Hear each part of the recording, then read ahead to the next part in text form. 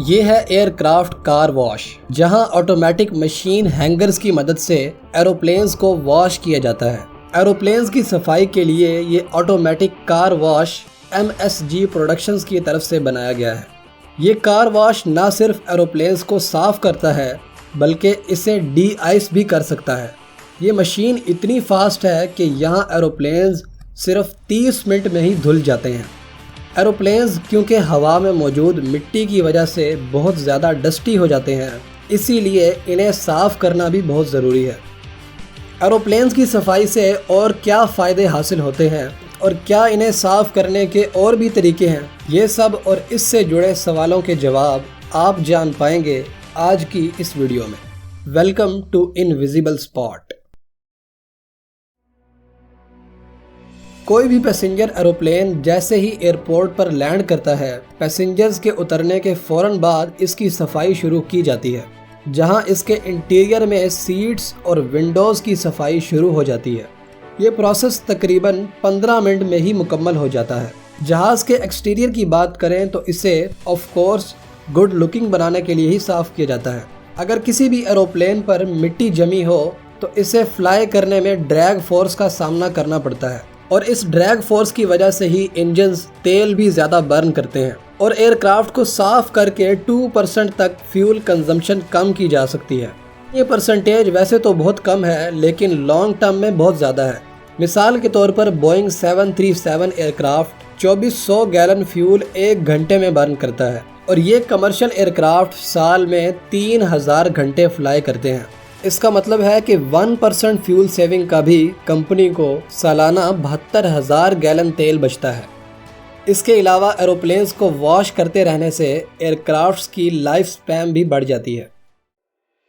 Aeroplanes को साफ़ करने के मेनली 2 तरीके हैं, ह्यूमन लेबर या फिर रोबोटिक लेबर, और इसमें भी मज़ीद 2 तरीके यूज़ किए जाते हैं, सेमी ऑटोमेटिक और फुली ऑटोमेटिक।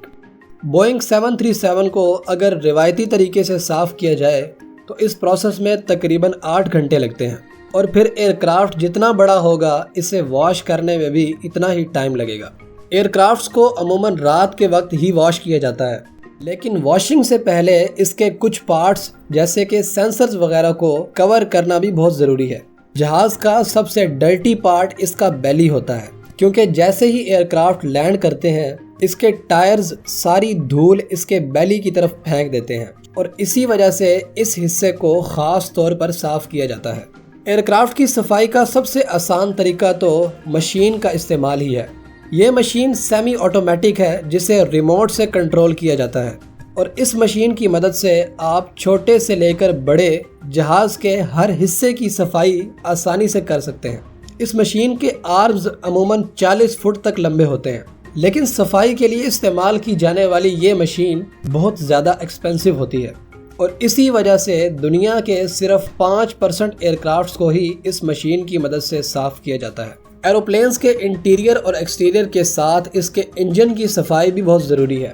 जहाज़ के इंजन्स की सफाई के लिए नोज़ल्स का इस्तेमाल किया जाता है और क्योंकि इंजन बहुत ज़्यादा कॉम्प्लेक्स होते हैं, इसी वजह से इसकी सफाई के प्रोसेस को कंप्लीट करने में पूरे 12 घंटे लगते हैं। एरोप्लेन्स को कई बड़े मौक़ों पर वाटर सैल्यूट भी दिए जाते हैं, जैसा कि जब कोई पायलट या फिर एरोप्लेन रिटायर हो रहा हो। वाटर सैल्यूट में 2 आदमी पाइप्स की मदद से वाटर आर्च बनाते हैं और दरअसल ये किसी भी पायलट या फिर एरोप्लेन को सलामी देने का एक तरीका है। कमर्शियल एयरक्राफ्ट्स को हर 90 दिन बाद, जबकि मिलिट्री एयरक्राफ्ट्स को हर महीने ही वॉश किया जाता है और मिलिट्री एयरक्राफ्ट्स को वॉश करना कमर्शियल से ज़्यादा आसान है, क्योंकि इनके लिए एक मॉड्यूलर रिंस सिस्टम बनाया गया है, जहां किसी भी हेलीकॉप्टर या फिर एयरक्राफ्ट को सिर्फ चंद मिनटों में ही साफ़ किया जा सकता है। और इसका फ़ायदा ये भी है कि ये मशीन तकरीबन 80% वाटर रिसाइकल कर लेती है।